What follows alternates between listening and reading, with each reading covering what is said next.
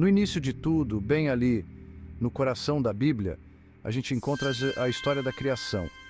Um hino emocionante ao poder de Deus. Em 6 dias, tipo um artista cheio de talento, Deus criou o universo a partir do nada, separando a luz da escuridão, formando os oceanos, os continentes, e para finalizar com chave de ouro, deu vida a todas as criaturas da Terra. Mas e aí? Essa história é só uma historinha para explicar o inexplicável ou será que tem dedo da realidade? Cara, o universo é um negócio gigante, né? Bilhões de galáxias, estrelas que não acabam mais. É um desafio para a gente entender. A ciência, com essa história de Big Bang, tenta explicar essa expansão toda do universo a partir de um ponto minúsculo e super quente. Mas e antes do Big Bang, o que tinha lá? O que fez tudo começar? Ninguém sabe, né? É um mistério, um prato cheio para especulação e fé. Lá no livro de Gênesis, a história da criação dá uma resposta, né? Uma resposta que coloca Deus antes de tudo, do tempo, do espaço. Muita gente acredita que a criação não é um livro de ciência, mas sim uma poesia sobre como a gente depende de algo maior. É um lembrete de que somos parte de algo muito maior que nós mesmos. Um universo cheio de mistérios e coisas incríveis. Mas tem gente que leva essa história da criação a sério demais, ao pé da letra. Uns falam que foram 6 dias na lata, outros interpretam como eras geológicas de milhões de anos. É a maior discussão, né? Como se a fé e a razão, a ciência e a religião, vivessem em pé de guerra. Mas, independente da sua interpretação, a história da criação continua fascinante e inspiradora. É como se a gente olhasse para o universo e pensasse, onde a gente se encaixa? É de sentir uma admiração, um respeito pela beleza e complexidade da vida, sabe? Fecha os olhos e imagina só, o mundo inteiro inundado, um caos total, chuva sem parar por 40 dias e 40 noites. A água subindo, cobrindo tudo, até as montanhas. Essa é a imagem da história do dilúvio, um conto de destruição e recomeço que atravessa gerações e culturas. E no meio dessa confusão toda, surge Noé, um cara gente boa, escolhido a dedo por Deus para construir uma arca enorme, um refúgio para sua família e para os bichinhos. A arca, uma baita façanha da engenharia da época, vira um símbolo de esperança no meio do caos, uma luzinha no fim do túnel. Mas por que Deus ia querer acabar com tudo? A Bíblia diz que a humanidade estava difícil, viu? O coração do homem estava cheio de maldade, violência e depravação. O dilúvio, então, seria um corretivo divino, uma faxina geral para eliminar o pecado. E não é só na Bíblia que a gente encontra essa história de dilúvio, não. Várias culturas têm lendas parecidas. Na Mesopotâmia, por exemplo, tem a epopeia de Gilgamesh, que conta a história de Utnapishtim, um cara que constrói um barco para escapar de uma enchente brava mandada pelos deuses. As histórias mudam um pouco, mas a ideia é a mesma. Os deuses bravos, o castigo e a salvação no final. É como se as pessoas sempre acreditaram que a ordem das coisas é frágil e que a gente pode acabar com tudo se fizer besteira. Mas a história do dilúvio também é de esperança, de recomeço. Depois da tempestade, Deus faz um trato com Noé, prometendo nunca mais inundar a terra. O arco-íris no céu vira um símbolo dessa promessa, um lembrete da bondade de Deus e da capacidade da gente de recomeçar. Segura essa, milhares de israelitas, escravizados no Egito por séculos, finalmente livres.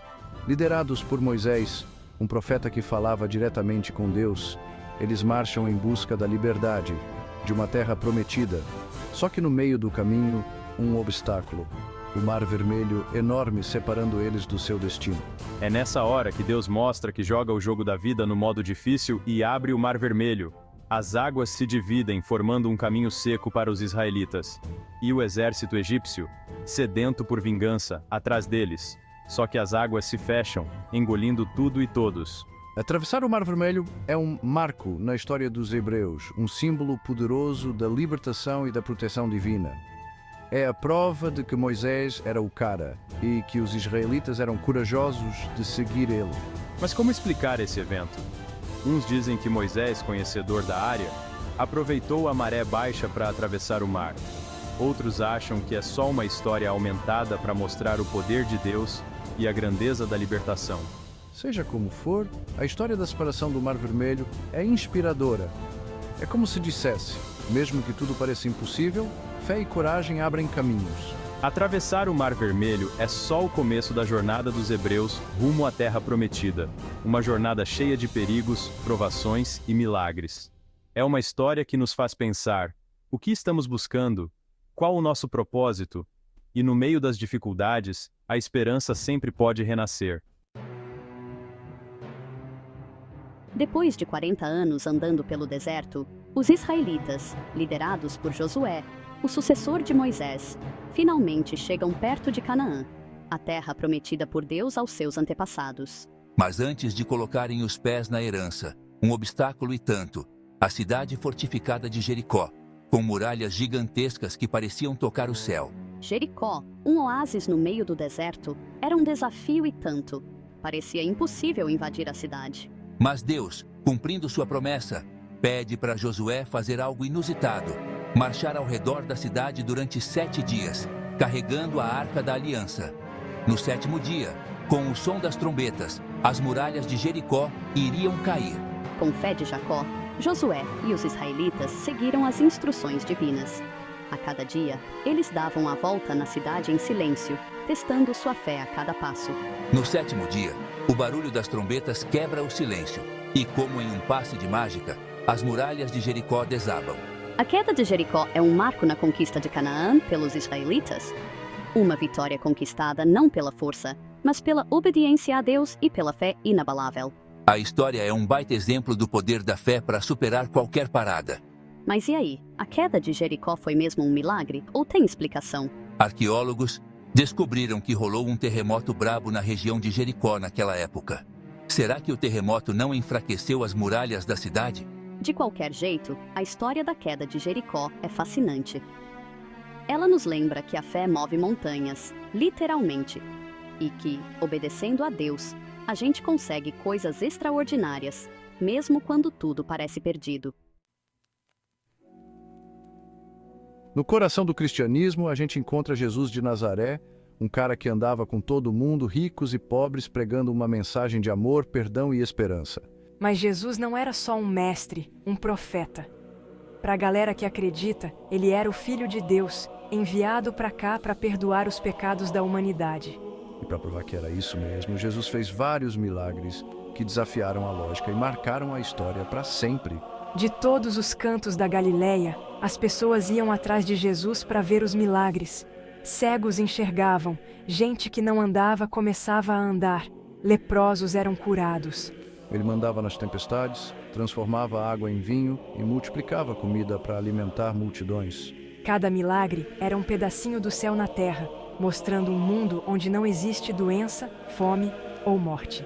Mas os milagres de Jesus não eram só para mostrar que ele era poderoso.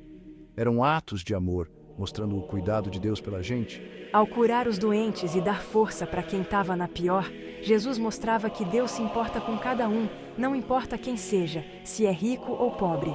Os 4 evangelhos, cada um do seu jeito, contam os milagres de Jesus como prova de que ele era Deus e de que o reino de Deus estava chegando.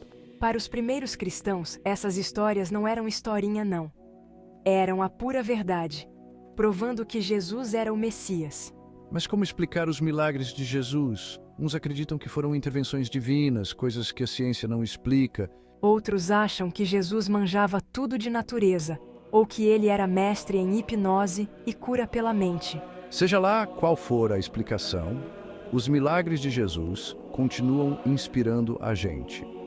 É um incentivo para a gente acreditar no amor, ter esperança nos momentos difíceis e abrir o coração para o extraordinário. Imagina só, um cara chamado Saulo, super religioso e que perseguia os cristãos sem dó. Ele acreditava piamente no judaísmo e odiava essa nova religião que estava surgindo. Mas no caminho para Damasco, uma cidade que ia mudar a vida dele para sempre, tudo virou de cabeça para baixo. No meio da viagem, um clarão do nada. Saulo caiu do cavalo, cego. E do meio da luz uma voz: Saulo, Saulo, por que você me persegue? Assustado, Saulo perguntou: Quem é você? E a voz respondeu: Eu sou Jesus, a quem você persegue. Esse dia mudou a história do cristianismo. Saulo, o perseguidor, virou Paulo, o apóstolo, um dos caras que mais defendeu a fé cristã. A cegueira física de Saulo deu lugar a uma visão espiritual que o levou a pregar a palavra de Jesus por todo o Império Romano. A conversão de Paulo é a prova de que Deus pode transformar qualquer um. Um cara que queria acabar com os cristãos dedicou o resto da vida a espalhar a mensagem de Jesus. As cartas que ele escreveu, que estão lá no Novo Testamento, viraram base da teologia cristã e inspiraram muita gente. Mas o que será que aconteceu com Saulo? Uns falam que ele teve um ataque epiléptico, outros que foi o calor. Tem gente que acredita que Saulo realmente encontrou Deus, que foi algo transformador. Seja lá o que aconteceu, a conversão de Paulo é um dos eventos mais marcantes do cristianismo. É a prova de que Deus perdoa qualquer um e que até o mais descrente pode se converter. É um convite para seguir Jesus, mesmo quando a gente não entende o que está acontecendo. Para os cristãos, a transfiguração é um chamado à esperança. Ela mostra que o sofrimento não é eterno e que a glória de Deus vence no final. A glória da transfiguração preparou os discípulos para o sofrimento de Jesus, mostrando que Deus age de maneiras misteriosas. A transfiguração não é um evento isolado. Ela está ligada à morte de Jesus na cruz. A voz que veio do céu: Este é o meu Filho amado, ouçam-no. É a mesma que se ouviu no batismo de Jesus. A transfiguração também dá uma palhinha do que espera por quem acredita em Deus. As roupas brancas de Jesus representam a ressurreição, a vitória sobre a morte e a promessa da vida eterna. A transfiguração de Jesus tem um significado enorme. Ela confirma que Jesus era Deus, o Messias que a galera estava esperando. De repente, duas figuras surgem: Moisés e Elias, os maiores profetas de Israel, conversando com Jesus. No topo de uma montanha, com o sol nascendo, Jesus leva seus discípulos, Pedro, Tiago e João, para um retiro espiritual. Enquanto rezavam, algo incrível aconteceu. Jesus mudou completamente. Nessa jornada, a gente explorou as histórias mais incríveis da Bíblia, desde a criação do universo até os milagres de Jesus. Mergulhamos em histórias de fé, coragem e superação, encarando mistérios que ninguém consegue explicar. E agora, para onde a gente vai? As histórias da Bíblia, mesmo sendo antigas, continuam a nos fascinar e inspirar.